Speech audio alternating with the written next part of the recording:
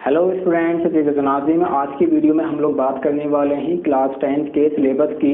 जी हाँ, class 10th का syllabus आज हम लोग स्टार्ट कर रहे हैं चैप्टर नंबर 1 जिसका नाम है केमिकल रिएक्शन एंड इक्वेशन। तो आइए स्टार्ट करते हैं केमिकल रिएक्शन। आप सभी का स्वागत है आपके अपने चैनल एडुवर्धन।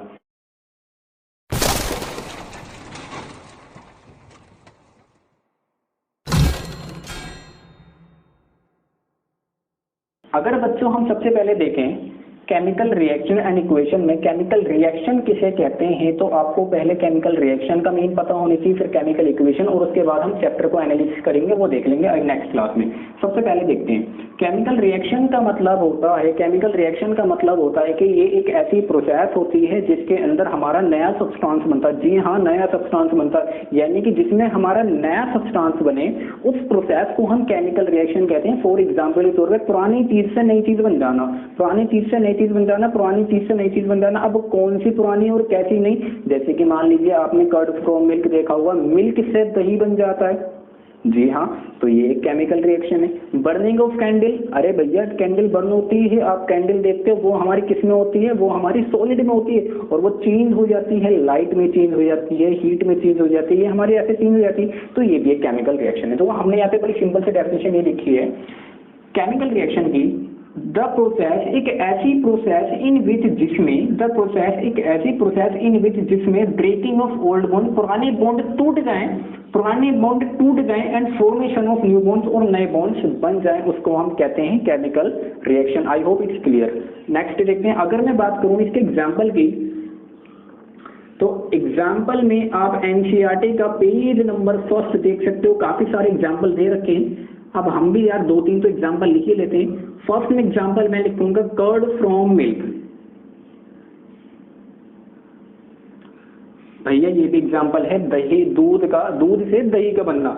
और कर्ड लेफ्ट ड्यूरिंग समर, आप जानते हो गर्मियों में दूध फट जाता है, वो भी केमिकल रिएक्शन होती है फर्स्ट में। दूसरे में हम लिख सकते हैं digestion of food.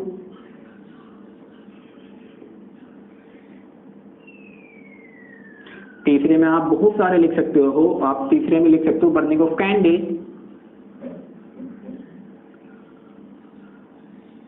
Burning of candle. जैसे कि आपको अपनी स्क्रीन पे एनसीईआरटी का पेज नंबर 1 दिख रहा होगा, हमने वहां पे काफी सारे आपके एग्जांपल जो एनसीईआरटी में देखते हैं वो आपको दिखा रखे हैं। तो ये गाइस ये हमारे एग्जांपल होगा, केमिकल रिएक्शन किसे कहते हैं, एग्जांपल किसे कहते हैं, आपको दोनों क्लियर होगा। अब ये तो क्लियर है, इसके साथ साथ एक सबसे इंपॉर्टेंट चीज यहाँ पर होती है फिजिकल अपीयरेंस। जी हाँ, अब फिजिकल अपीयरेंस मतलब आप कैसे पहचानोगे कि केमिकल रिएक्शन है। तो एनसीईआरटी के अकॉर्डिंग हम केमिकल रिएक्शन पहचानते हैं 4 तरीकों से। फर्स्ट हमारे पास होगा चेंज इन कलर। एनसीईआरटी के पेज नंबर 2 पे दे रखा है चारों के बारे में, जो कि आपको आपके स्क्रीन पे दिख जाएंगे। चेंज इन स्टेट, अब स्टेट मतलब राज्य, अरे राज्य नहीं, स्टेट मतलब यार मैट्रिक स्टेट होती है, सॉलिड को हाँ जी वही, चेंज इन स्टेट। और तीसरे में हम बोलेंगे चेंज इन टेम्परेचर, और चौथा हमारा आ जाएगा इवोल्यूशन ऑफ गैस। अब फॉर एग्जाम्पल के तौर पर लीजिए, आपने खाना खाया और खाना खाने के बाद वो खाना गया कहाँ पे, पेट में। अब खाना रात में खाया था, पेट में गया, सुबह कैसा होता है, सुबह आपने देखी होगी उसकी smell, evolution of gas, gas का इवोल्यूशन होगी, that is a chemical reaction. ये भी एक केमिकल रिएक्शन हो गई। तो गाइस हम लोगों ने केमिकल रिएक्शन के सारे टॉपिक्स क्लियर कर लिया according to NCERT. The process in which breaking of old bonds and formation of new bonds is called chemical reaction. Curd from milk, digestion of food, burning of candle, physical appearance आपको दे रखे हैं मैंने, ये आपका chemical reaction हो गया। अब हम लोग स्टार्ट करेंगे केमिकल इक्वेशन। तो बच्चों हम लोगों ने केमिकल रिएक्शंस हम क्लियर कर चुके हैं। अब हम बात करते हैं केमिकल इक्वेशंस किसे कहते हैं। ध्यान से देखना केमिकल इक्वेशन किसे कहते हैं, मैंने यहाँ पे एक सिंपल से डेफिनेशन लिखी है। केमिकल इक्वेशंस किसे कहते हैं, ध्यान से रिप्रेजेंटेशन, रिप्रेजेंट करना, क्या करना, representation of chemical reaction, chemical reaction को रिप्रेजेंट करना, केमिकल रिएक्शन को रिप्रेजेंट करना। केमिकल रिएक्शन क्या होती है आप जानते हो, किसी भी नई चीज का बनना केमिकल रिएक्शन कहलाता है। अब उसी केमिकल रिएक्शन को रिप्रेजेंट करना using element symbol is called chemical equation. मतलब जैसे कि मान लीजिए मैग्नीशियम प्लस ऑक्सीजन, जब आप मैग्नीशियम की रिएक्शन ऑक्सीजन से कराते हो आप जानते हो मैग्नीशियम ऑक्साइड बनता है, एनसीईआरटी का पेज नंबर 2 पे ये लिखा हुआ है, साफ साफ लिखे हुए equation number 1.1, magnesium plus oxygen की जब आप रिएक्शन कराते हो तो मैग्नीशियम ऑक्साइड बनता है। ये अभी तक केमिकल रिएक्शन है अभी तक, क्योंकि ये एक पुरानी चीज बन गई। लेकिन अब इसी को अगर हम एलिमेंट का सिंबल यूज कर दें, मैग्नीशियम प्लस ऑक्सीजन मिलके बनेगा magnesium oxide, that is called chemical equation. ये केमिकल इक्वेशन है, मतलब ये केमिकल इक्वेशन है, ये केमिकल रिएक्शन है। आई होप इट्स क्लियर। अब बात करते हैं केमिकल इक्वेशन हमारी होती हैं दो टाइप की, एक होती है बैलेंस्ड केमिकल इक्वेशन, एक होती है unbalanced. Balanced chemical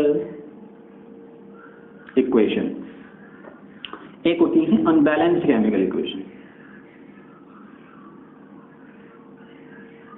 unbalanced chemical equation,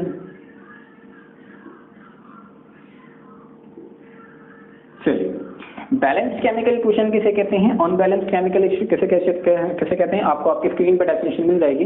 balanced chemical equation का मतलब होता है the number of atoms of each element, the number of atoms of each element remains the same, the number of atoms each element remains the same before and after chemical reaction is called balanced chemical reaction. मतलब balanced chemical equation हमारी वो reaction होती हैं जिसके अंदर chemical reaction होने से पहले और केमिकल रिएक्शन होने के बाद नंबर ऑफ एटम्स अगर इक्वल रहेंगे, सेम रहेंगे, that is called balanced chemical equation. और unbalanced chemical equation does not same before and after chemical reaction. आपको आपके स्क्रीन पे इनकी डेफिनेशन देखने को मिल जाएगी। अब मैं यहाँ पे एग्जांपल दिखलाता हूँ, जैसे कि zinc plus sulphuric acid H2SO4 बन जाएगा, जिंक सल्फेट बन जाएगा, प्लस आपका हाइड्रोजन गैस अलग हो जाएगी। अब इसे आप कैसे पहचानोगे भैया ये हमारे बैलेंस है या फिर अनबैलेंस्ड है? चलो डब्बा बना लो। किसका डब्बा? अंकल का टीबी डब्बा। चलिए बहुत आसान है, आप पहले बॉक्स में लिखोगे एलिमेंट, यहाँ पे लिखोगे number of atoms in left hand side, और लेफ्ट हैंड साइड को हम रिएक्टेंट भी बोलते हैं। मतलब इस चीज को हम रिएक्टेंट बोलते हैं, और रिएक्टेंट किसे कहते हैं मैं अभी बताऊंगा, एक मिनट रुकिए। और इसको बोलते हैं प्रोडक्ट, राइट है, इसको हम बोलते हैं प्रोडक्ट। सेम लिखोगे number of atoms in RHS, और RHS वाले को हम बोलते हैं प्रोडक्ट, राइट। अब एलिमेंट देखते हैं, हमारे पास एक जिंक है, हाइड्रोजन है, सल्फर है, ऑक्सीजन है। लेफ्ट हैंड साइड के हम जिंक के अगर नंबर ऑफ एटम्स की बात करें तो 1 है, हाइड्रोजन की अगर लेफ्ट हैंड साइड के नंबर ऑफ एटम्स की बात करें तो 2 हैं, सल्फर की बात करूं तो 1 है, ऑक्सीजन की बात करूं तो 4 हैं, राइट हैंड साइड में जिंक की बात करूं तो 1 है, हाइड्रोजन की बात करें तो 2 हैं, सल्फर की बात करें तो 1 है, ऑक्सीजन की बात करें तो 4 हैं। देख सकते हो दोनों में दोनों सेम है, that is called balanced chemical equation. तो इसे बैलेंस्ड केमिकल इक्वेशन कहते हैं। और अनबैलेंस्ड केमिकल इक्वेशन की अगर हम बात करें तो एग्जाम्पल आपके सामने ये रहा, Fe प्लस H2O बनेगा Fe3O4 प्लस हाइड्रोजन। चलिए ये भी डब्बे में बना लेके देख लेते हैं क्या ये बैलेंस्ड है या फिर अनबैलेंस्ड है। सेम टू सेम, अंकल का टीबी, कितने एलिमेंट है? 1 2 3 है तो भैया 3 बना लो। पहला वाला तो हमारा एलिमेंट बोलोगे, LHS बोल दो, RHS बोल दो, number of atoms in LHS, number of atoms in RHS, reactant बोल दीजिए या फिर आप प्रोडक्ट बोल दीजिए। आप दोनों चीजें लिख सकते हो। एलिमेंट की बात करूं, आयरन है, हाइड्रोजन है, ऑक्सीजन है। लेफ्ट हैंड साइड में आयरन कितने? 1 है। लेफ्ट हैंड साइड में हाइड्रोजन कितने? 2 हैं। लेफ्ट हैंड साइड में ऑक्सीजन कितने? 1 है।